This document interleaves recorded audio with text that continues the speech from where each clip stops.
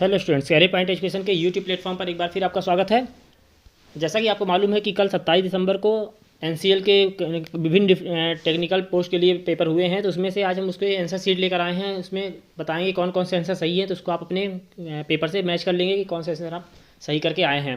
ठीक, तो चलिए आगे बढ़ते हैं, देखते हैं एक एक क्वेश्चन करके कि कौन कौन से क्वेश्चन का कौन सा ऑप्शन सही होगा। तो ये जो हमारा पेपर है वो assistant foreman mechanical trainee paper का है, जो कि सेट ए था। ठीक ना, तो चलिए उसको देखते हैं, उसके आंसर कौन कौन से हैं। साम्यावस्था में एक सुचालक के भीतर विद्युत क्षेत्र होगा, तो साम्यावस्था में एक सुचालक के भीतर विद्युत क्षेत्र कितना होता है? 0 होता है। क्लियर। एक इलेक्ट्रॉन वोल्ट कितने के बराबर होता है? एक इलेक्ट्रॉन वोल्ट होता है 1.6 × 10⁻⁻19 जूल के बराबर होता है। ठीक, निम्नलिखित में से सही विकल्प क्या है? तो सही विकल्प इनमें से जो भी है वो ऑप्शन दे रखे हैं। तो जब किसी कंडक्टर को विद्युत क्षेत्र में रखा जाता है तो कंडक्टर की सतह पर आवेशों को प्रेरित किया जा सकता है। क्लियर, तो इसका आंसर सही है ए। चलिए देखते हैं अगला क्वेश्चन। विद्युतीय अभिवाह से संबंधित गलत कथन चुने। तो विद्युतीय अभिवाह से संबंधित गलत कथन इसमें कौन कौन दे रखा है? तो इसमें दूसरा ऑप्शन सही होगा, इसका अभिवाह ऋणात्मक होता है यदि क्षेत्र से रेखाएं सतह के बाहर निकलती हैं। Clear, option B. चलिए आगे बढ़ते हैं, पांचवें क्वेश्चन देखते हैं। निम्नलिखित में सही विकल्प चुनना है अपने को। कोयला और पेट्रोलियम का निर्माण बायोमास से हुआ है जो विभिन्न जैविक और भूगर्भीय प्रक्रियाओं के अधीन है। क्लियर, तो इसका ये भी सही विकल्प है। कोयला पेड़ों, फर्न और अन्य पौधों के अवशेष हैं जो लाखों साल पहले जीवित थे, तो ये भी सही है, दूसरा ऑप्शन भी सही है। ठीक, कोयला लाखों छोटे पौधे जानवरों का अवशेष है, तीसरा ऑप्शन भी सही है। ठीक, तीसरा ऑप्शन नहीं, गलत है ये। चौथा ऑप्शन केवल कोयला ना कि पेट्रोलियम बायोमास से बना है जो विभिन्न जैविक और भूगर्भीय प्रक्रियाओं के अधीन है, ये भी गलत है। तो इसका आंसर सही होगा कौन सा? फर्स्ट और सेकंड, आंसर ए सही होगा इसका, पाँचवें का। चलिए आगे बढ़ते हैं, सही विकल्प चुनना है इसमें छठवें क्वेश्चन में। तो देखिए कौन कौन से क्वेश्चन ऑप्शन दे रखे हैं। तो चुंबकीय अभिवाह को परिवर्तित करने से ईएमएफ उत्पन्न होता है, सही है। अभिवाह परिवर्तन उस क्षेत्र में परिवर्तन के कारण हो सकता है जिसके माध्यम से अभिवाह बदल रहा है, तो यह भी ऑप्शन सही है। थर्ड देखते हैं, अभिवाह परिवर्तन समय पर निर्भर चुंबकीय क्षेत्र के कारण हो सकता है, ये भी सही है। और लेनस का नियम ईएमएफ को अभिवाह के परिवर्तन की दर से संबंध स्थापित करता है, ये गलत आंसर है। तो इसका सही आंसर होगा ऑप्शन बी, 1, 2 और 3, 6 का बी ऑप्शन सही है। चलिए देखते हैं अगला, पॉइजन अनुपात क्या है? तो पॉइजन अनुपात क्या होता है? पार्श्व खिंचाव और अनुदैर्ध्य खिंचाव, यानी कि लेटरल स्ट्रेन और ऑब्लिक लॉन्गिट्यूडनल स्ट्रेन। ठीक, चलिए अपरूपण गुणांक क्या होता है? तो अपरूपण गुणांक क्या होता है? Shear stress divide by shear strain, अपरूपण तनाव बटे अपरूपण खिंचाव। ठीक, चलिए नेक्स्ट क्वेश्चन देखते हैं 9।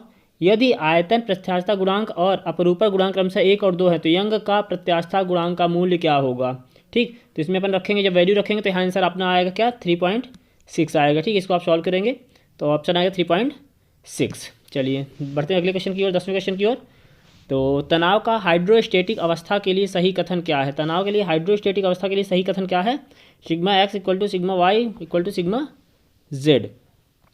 ठीक, ऑप्शन बी सही होगा। चलिए सीबेक प्रभाव किस ऊर्जा रूप के रूपांतरण के कारण होता है? तो सीबेक प्रभाव किस ऊर्जा के रूप के रूपांतरण के कारण होता है? तो इसका ऑप्शन होगा ऊष्मीय ऊर्जा से विद्युतीय ऊर्जा, 11 का सी आंसर सही होगा। ठीक, पेल्टन व्हील किस प्रकार का टरबाइन है? तो ये आवेग टरबाइन है। ठीक है, पेल्टन व्हील आवेग टरबाइन है, ठीक ना, इम्पल्स टरबाइन। चलिए देखते हैं 13वें क्वेश्चन की ओर। आदर्श द्रव की श्यानता क्या होती है?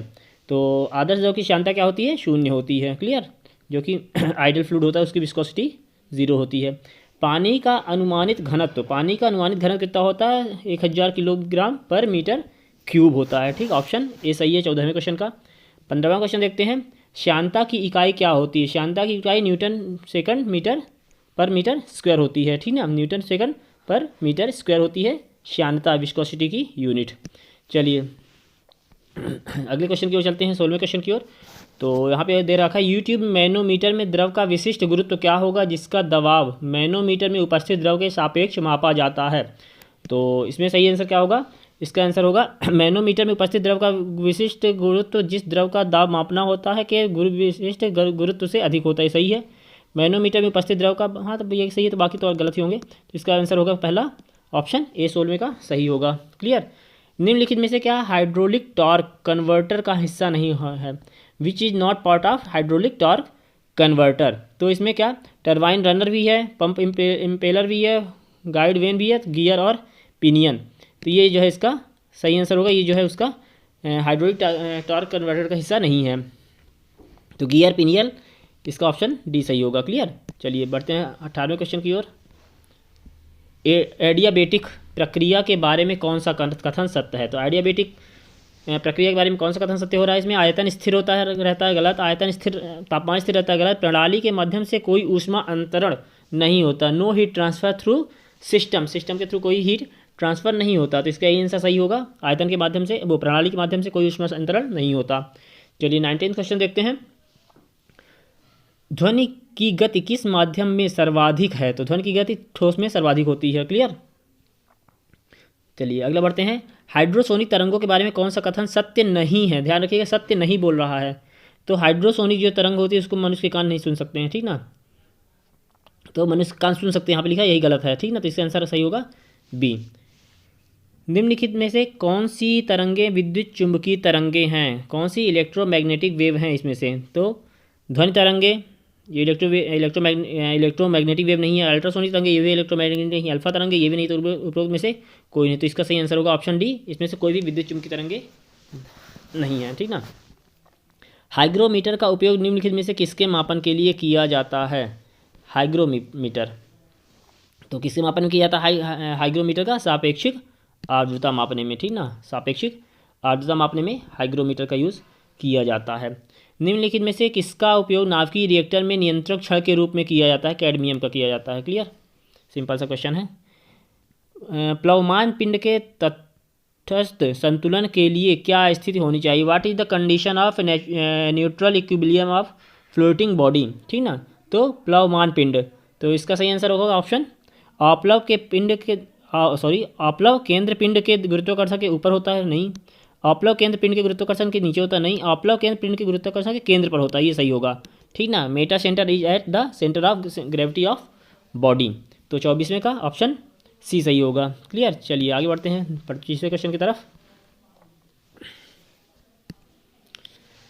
स्त्राव के प्रवाह की दर क्या होती है? What is the unit of rate of the flow of discharge? तो स्त्राव के प्रवाह की दर क्या होती है? मीटर क्यूब पर सेकंड, मीटर क्यूब पर सेकंड होती है, ठीक। चलिए 26वां क्वेश्चन देखते हैं। एक हाइड्रोलिक प्रेस में 30 सेंटीमीटर व्यास का रैम, चलिए तो थोड़ा सॉल्व करने वाला क्वेश्चन है, इसको आप देखिएगा। इसका आंसर 26 का सही हो रहा है डी, 22 किलो न्यूटन। आप लोग इसको सॉल्व करेंगे, इसका डी आंसर सही होगा। फिर 27वां क्वेश्चन है। एक बर्तन में विशिष्ट गुरुत्वाकर्षण 0.9 का तेल निहित है। एक बिंदु पर तेल की ऊंचाई 40 मीटर है। उस बिंदु पर पानी की समरूपी ऊंचाई का पता लगाइए। तो इसको सॉल्व कीजिए, इसका सही आंसर आएगा ऑप्शन बी। चलिए ऊष्मागतिकी का पहला नियम के अनुसार एक पृथक प्रणाली की ऊर्जा होगी, तो एक पृथक प्रणाली की ऊर्जा क्या होगी? कांस्टेंट होगी। क्लियर। चलिए 29वें का सी आंसर सही होगा। बढ़ते हैं 28वें का। बढ़ते हैं 29वें क्वेश्चन की ओर।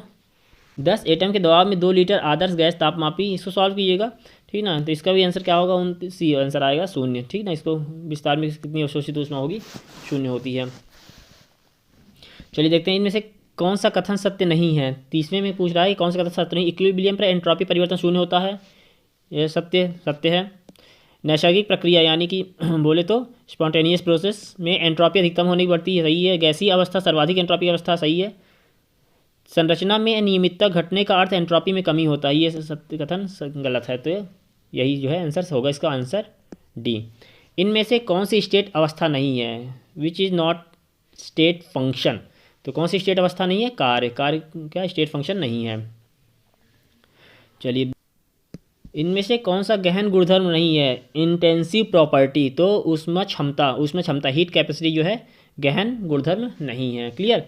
एक प्रक्रिया में एक प्रणाली द्वारा 701 जूल ऊष्मा अवशोषित होती है और 394 जूल कार्य किया जाता है। तो प्रक्रिया के लिए आंतरिक ऊर्जा में परिवर्तन कितना होगा? तो आंतरिक ऊर्जा में परिवर्तन आप निकाल लेंगे, इसको 307 होगा, ठीक ना। डिवाइड सिंपल माइनस कर देंगे। इनमें से कौन से सही समीकरण सही नहीं है? 34वें में पूछ रहा है कौन सा समीकरण सही नहीं है? G=H+TS, G=H+TS ये सही नहीं है, ठीक ना। तो इसका आंसर यही सही होगा 34वें क्वेश्चन का। चलिए बढ़ते हैं 35वें क्वेश्चन की ओर।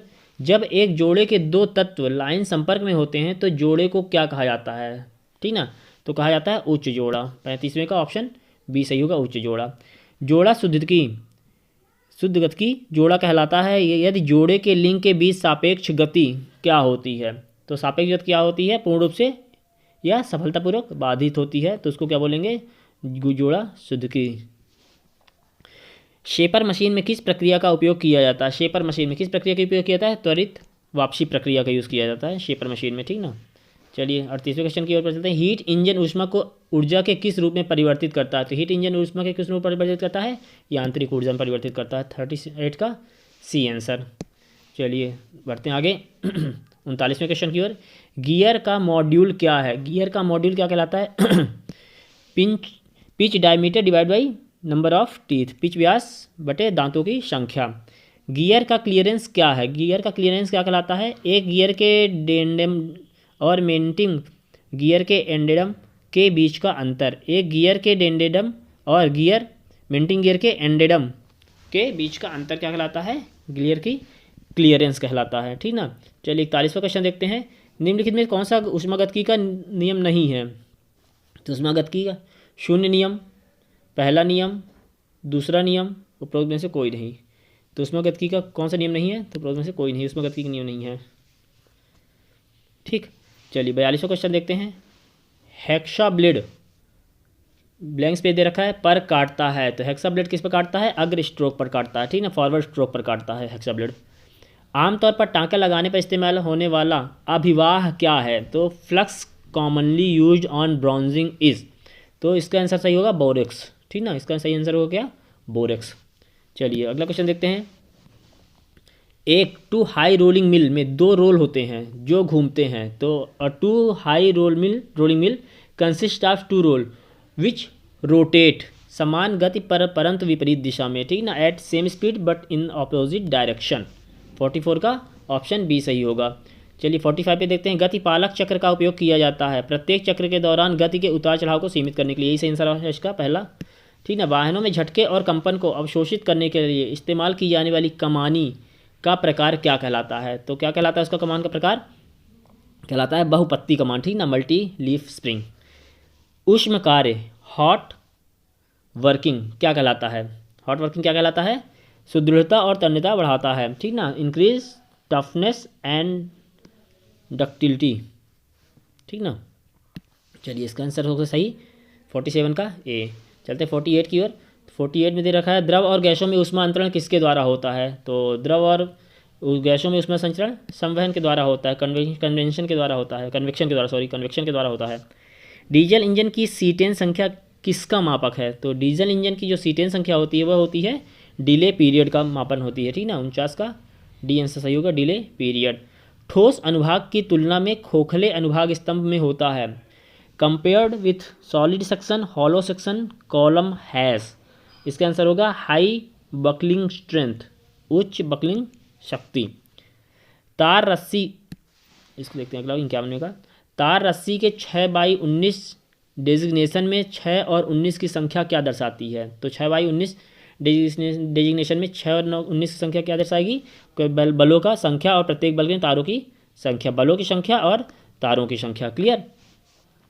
पृथ्वी की त्रिज्या 10.4 × 10⁶ है। किसी उपग्रह को पृथ्वी के परिक्रमा में रखने की न्यूनतम गति क्या होगी, ठीक ना। तो अगर पृथ्वी की रेडियस दे रखा है और उसको पृथ्वी की परिक्रमा रखने की न्यूनतम गति पूछ रहा है तो इसका आंसर होगा 7.9 × 10⁻³ मीटर/सेकंड, ठीक, आंसर डी। चलिए देखते हैं 53 क्वेश्चन की ओर बढ़ते हैं। एक वस्तु को दो झुके हुए दर्पणों के बीच रखा गया है। यदि दर्पण के बीच का कोण 30 डिग्री है तो कितने प्रतिबिंब बनेंगे। ये तो बहुत बेसिक क्वेश्चन है 53 वाला।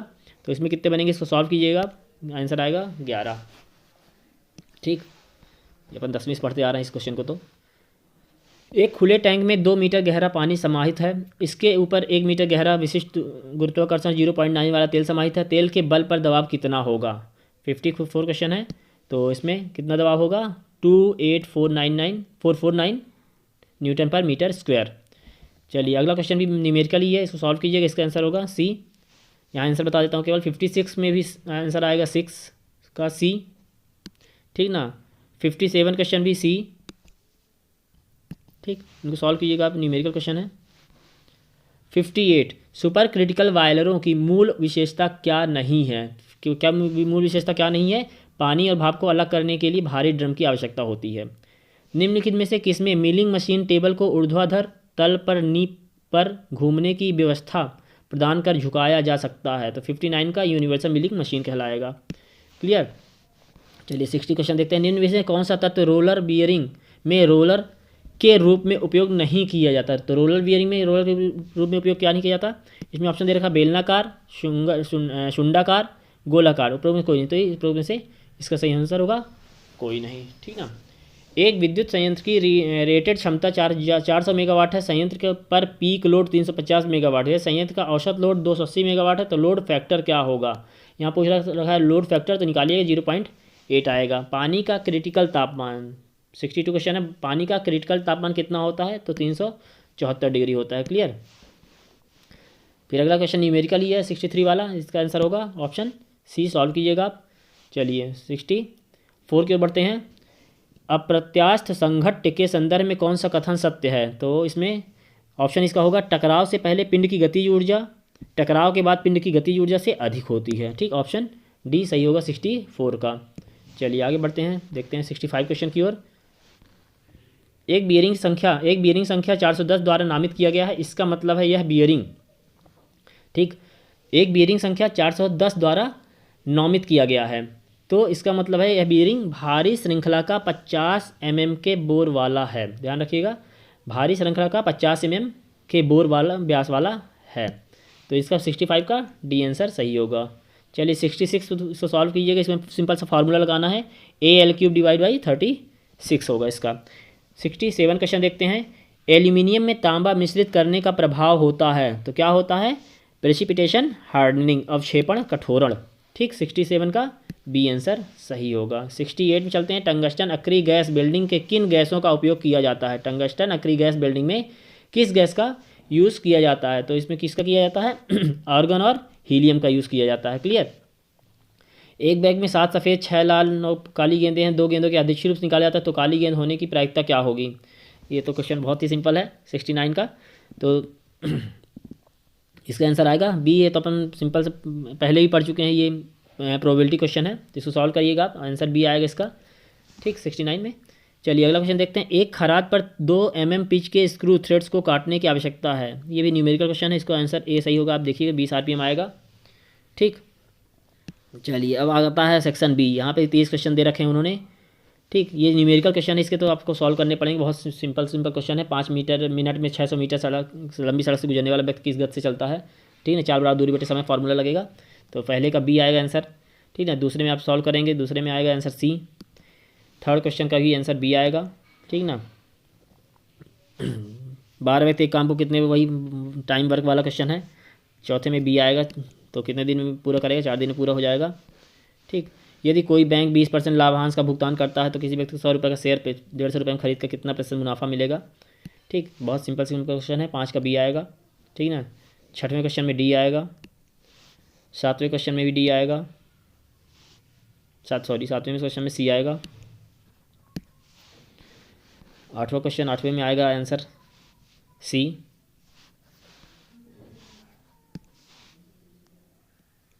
9वें क्वेश्चन में आएगा आंसर ए। 10वें क्वेश्चन में आंसर आएगा सी। 11वें क्वेश्चन का आंसर है बी। 12वें क्वेश्चन का आंसर है डी। भिन्न छोटा है, इसको इसमें डिवाइड कर देना है। ठीक, 13वां क्वेश्चन अब आ गया रीजनिंग का, इसका आंसर आएगा सी। एक लड़का फिल्म देखने जाता है, उससे यहाँ एक व्यक्ति मिलता है, उसका रिश्तेदार व्यक्ति उसकी माँ की बहन का पति है, तो व्यक्ति लड़के से किस प्रकार संबंधित है? तो व्यक्ति उसका चाचा कहलाएगा। लुप्त संख्या ज्ञात करना है, ठीक ना। 15वां क्वेश्चन में लुप्त संख्या ज्ञात करना है। तो 1 1 2 3 5 8 21, तो इसके आगे वाला संख्या क्या होगा? आएगा 34। ठीक है, चलिए एरिट्रिया जो, हाँ अब आ गया अपना, आ गया जीके वाला क्वेश्चन। अब देखते हैं यहाँ से 16 क्वेश्चन। एरिट्रिया जो 1993 में संयुक्त राष्ट्र का 182वां सदस्य बन गया, किस महाद्वीप में स्थित है? तो एरिट्रिया किस महाद्वीप में स्थित है? यह है अफ्रीका महाद्वीप में। गर्म पानी अभ्यारण्य कहाँ स्थित है? गर्म पानी अभ्यारण्य असम के दीफू में स्थित है, ठीक ना। निम्नलिखित में से कौन सा राष्ट्रीय उद्यान यूनेस्को विश्व धरोहर स्थल में सूचीबद्ध नहीं है? क्या ध्यान रखिएगा, नहीं है। तो कान्हा किसली जो है सूचीबद्ध नहीं है। चलिए बढ़ते आगे। गीत गोविंद किसकी रचना है? बहुत ही इंपॉर्टेंट क्वेश्चन है। गीत गोविंद ये जयदेव की रचना है, ठीक है, गीत गोविंद। चलिए 20वें क्वेश्चन की ओर बढ़ते हैं। 1916 में भारतीय राष्ट्रीय कांग्रेस के लखनऊ अधिवेशन की अध्यक्षता किसके द्वारा की गई थी? तो लखनऊ अधिवेशन की अध्यक्षता किए थे कौन? अंबिकाचरण मजूमदार ने किया था। चलिए बढ़ते 21वें क्वेश्चन की ओर। गोल्फ खिलाड़ी विजय सिंह किस देश से संबंध रखते हैं? तो विजय सिंह किस देश से संबंध रखे हैं? 21वें क्वेश्चन में फिजी से संबंध रखते हैं, ठीक ना। चलिए 22वें क्वेश्चन। एलिफेंट जलप्रपात किस राज्य में स्थित है? एलिफेंट जलप्रपात मेघालय में स्थित है, ठीक ना। मृदा तनाव को मापने के लिए निम्नलिखित में से किस उपकरण का उपयोग किया जाता है? तो मृदा तनाव मापने के लिए किसका उपयोग किया जाता है? टेंसियोमीटर का यूज़ किया जाता है, ठीक है। गुवाहाटी उच्च न्यायालय किसके क्षेत्राधिकार में सम्मिलित है? तो गुवाहाटी जो उच्च न्यायालय है वह किसके क्षेत्राधिकार में? नागालैंड, अरुणाचल प्रदेश और असम तीनों के क्षेत्राधिकार में सम्मिलित है। क्लियर? तो उपरोक्त सभी आएगा 24वें क्वेश्चन का आंसर। 25वां क्वेश्चन है। भारत में दूध सागर जलप्रपात कहाँ स्थित है? तो दूध सागर कहाँ है? भारतीय राज्य गोवा और कर्नाटक की सीमा पर स्थित है, ठीक ना। ना तो कर्नाटक ना तो गोवा, गोवा और कर्नाटक के सीमा पर है 25वां क्वेश्चन का आंसर। चलिए 26वें क्वेश्चन की ओर बढ़ते हैं। बौद्ध परंपरा के अनुसार बुद्ध के सारथी कौन थे? तो बुद्ध के सारथी कौन थे? चन्ना थे, ठीक ना, चन्ना। सुजननिकी अध्ययन है किसका अध्ययन सुजननिकी कहलाता है, ठीक ना। जेनेटिक्स किसका अध्ययन कहलाता है मानव प्रजाति को उसके अनुवांशिक घटकों को बदलना, ठीक ना। Altering human being by changing their genetic components. 27वें का ए आंसर सही होगा। चलिए 3 क्वेश्चन और है, 28, 29 और 30 देख लेते हैं।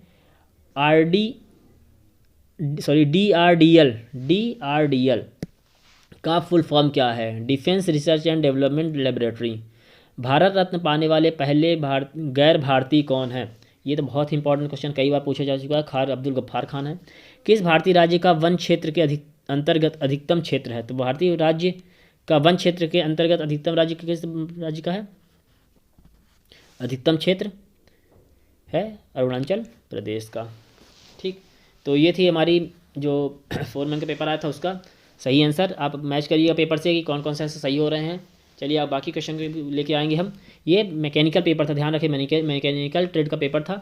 चलिए मिलते हैं अगली क्लास में एक नई वीडियो साथ में। तब तक चैनल बने रहिए, वीडियोस को लाइक कीजिए, शेयर कीजिए, बेल आइकन प्रेस कीजिए ताकि आगे आने वीडियोस की अपडेट आपको मिलती रहे। Okay, thank you.